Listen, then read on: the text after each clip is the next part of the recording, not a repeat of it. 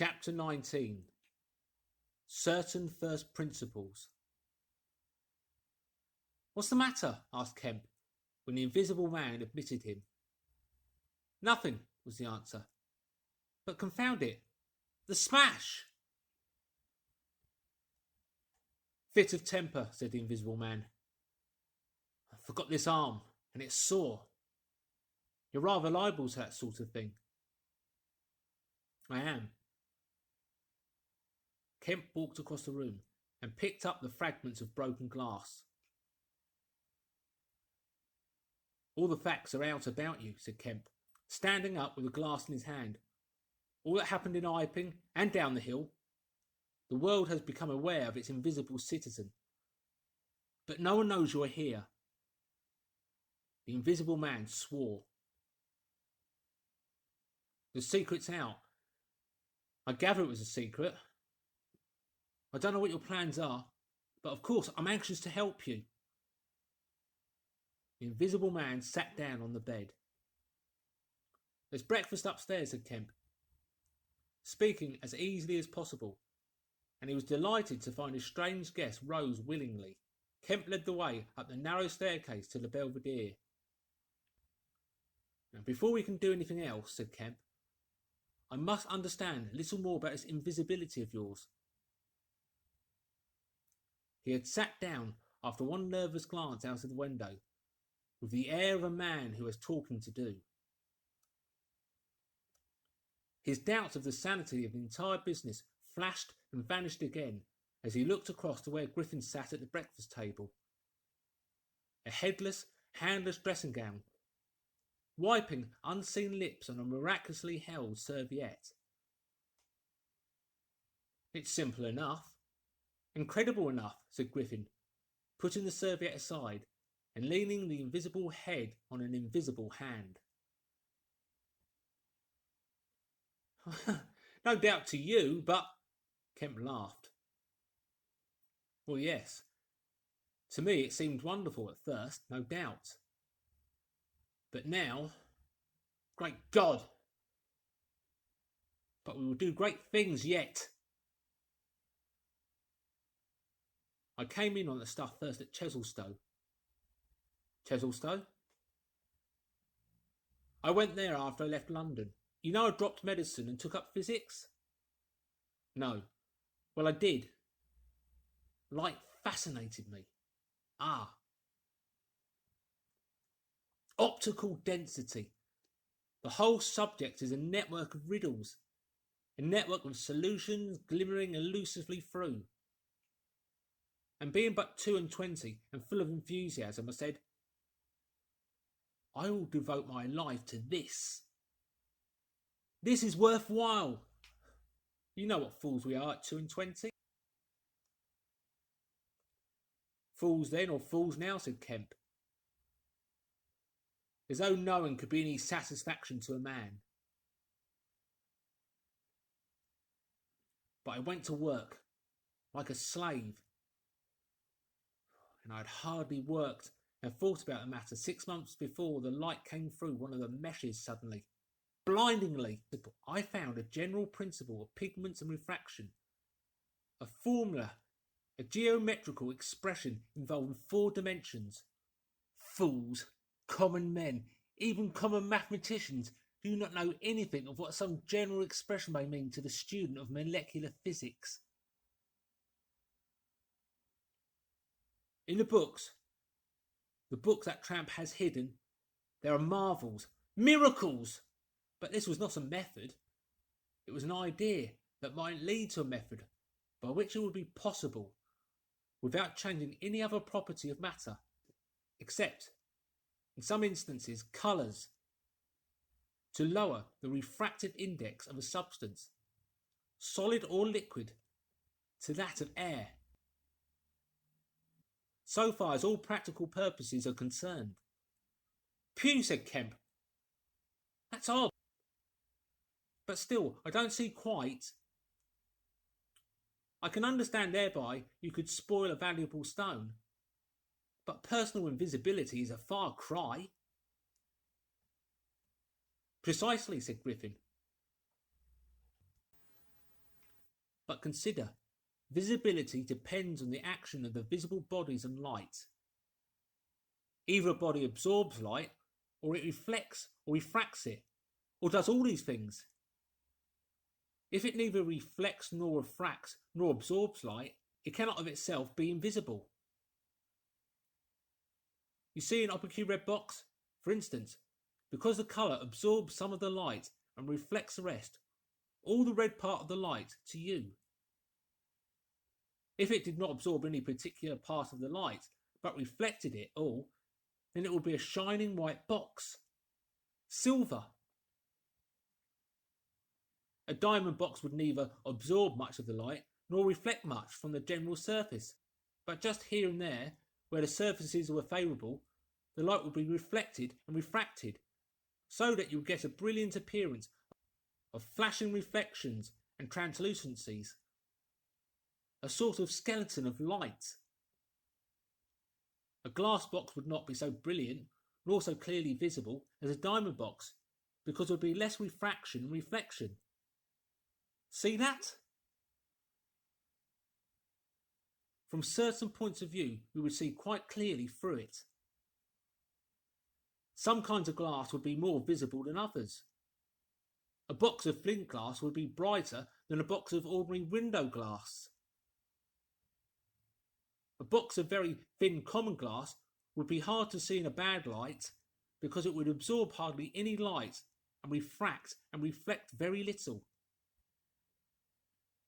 And if you put a sheet of common white glass in water, still more if you put it in some denser liquid than water, it would vanish almost altogether, because light passing from water to glass is only slightly refracted or reflected, or indeed affected in any way. It is almost as invisible as a jet of coal gas or hydrogen is in air, and for precisely the same reason. Yes, said Kemp, that is pretty plain sailing.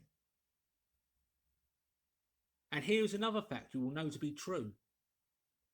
If a sheet of glass is smashed, Kemp, and beaten into a powder, it becomes much more visible while it is in the air. It becomes at last an opaque white powder. This is because the powdering multiplies the surfaces of the glass, at which refraction and reflection occur. In the sheet of glass, there are only two surfaces. In the powder, the light is reflected or refracted by each grain it passes through, and very little gets right through the powder. But if the white powdered glass is put into water, it forthwith vanishes. The powdered glass and water have much the same refractive index, that is, the light undergoes very little refraction or reflection in passing from one to the other. You make the glass invisible by putting it into a liquid of nearly the same refractive index. A transparent thing becomes invisible if it is put in any medium of almost the same refractive index. And if you will consider only a second, you will see also that the powdered glass might be made to vanish in air, if its refractive index could be made the same as that of air. For then there would be no refraction or reflection as the light passed from glass to air. Yes, yes, said Kemp. But man's not powdered glass. No, said Griffin. He's more transparent. Nonsense! That from a doctor. How one forgets. Have you already forgotten your physics in 10 years? Just think of all the things that are transparent and seem not to be so. Paper, for instance, is made up of transparent fibres, and it is white and opaque only for the same reason that a powdered glass is white and opaque.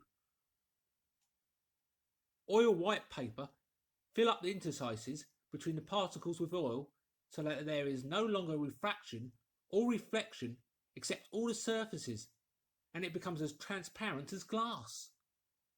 And not only paper, but cotton fibre, linen fibre, wool fibre, woody fibre, and bone, Kemp, flesh, Kemp, hair, Kemp, nails, and nerves, Kemp. In fact, the whole fabric of a man except the red of his blood and the black pigment of hair, are all made up of transparent, colourless tissue. So little suffices to make us visible one to the other. For the most part, the fibres of a living creature are no more opaque than water. Great heavens! Cried Kemp. Of course, of course! I was only thinking last night of the sea larvae and all jellyfish. Now you have me.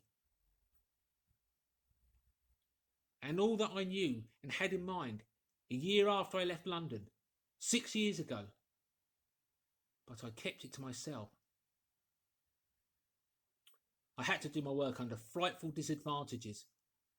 Oliver, my professor, was a scientific bounder, a journalist by instinct, a thief of ideas. He was always prying. And you know the Navis system of the scientific world. I simply would not publish and let him share my credit. I went on working. I got nearer and nearer, making my formula into an experiment, a reality.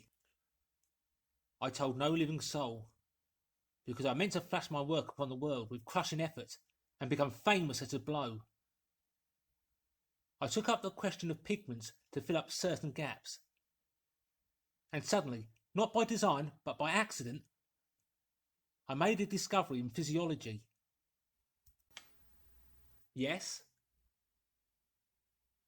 You know the red colouring matter of blood? It can be made white, colourless, and remain with all the functions it has now. Kemp gave a cry of incredulous amazement. The invisible man rose and began pacing the little study. You may well exclaim. I remember that night. It was late at night. In the daytime one is bothered with the gaping, silly students, and I worked then sometimes till dawn. It came suddenly, splendid and complete in my mind. I was alone. The laboratory was still, with the tall lights burning brightly and silently. In all of my great moments, I have been alone. One could make an animal, a tissue, transparent. One could make it invisible, all except the pigments. I could be invisible, I said, suddenly realising what it meant to be an albino with such knowledge. It was overwhelming. I left the filtering I was doing and went and stared out of the great window at the stars. I could be invisible, I repeated. To do such a thing would be to transcend magic. And I beheld, unclouded by doubt, a magnificent vision of all that invisibility might mean to man. The mystery, the power, the freedom. Drawbacks, I saw none. You have only to think. And I, a shabby, poverty-struck, hemmed-in demonstrator, teaching fools in a provincial college, might suddenly become this. I ask you, Kemp, if you, anyone I tell you, would have flung himself upon that research. And I worked 3 years, and every mountain of difficulty I toiled over showed another from its summit. The infinite details. And the exasperation. A professor, a provincial professor, always prying. When are you going to publish this work of yours? With his everlasting question. And the student, the cramped means. 3 years I had of it. And after 3 years of secrecy and exasperation, I found that to complete it was impossible. Impossible! How? Asked Kemp. Money, said the invisible man, and went again to stare out of the window. He turned around abruptly. I robbed the old man. Robbed my father. The money was not his, and he shot himself.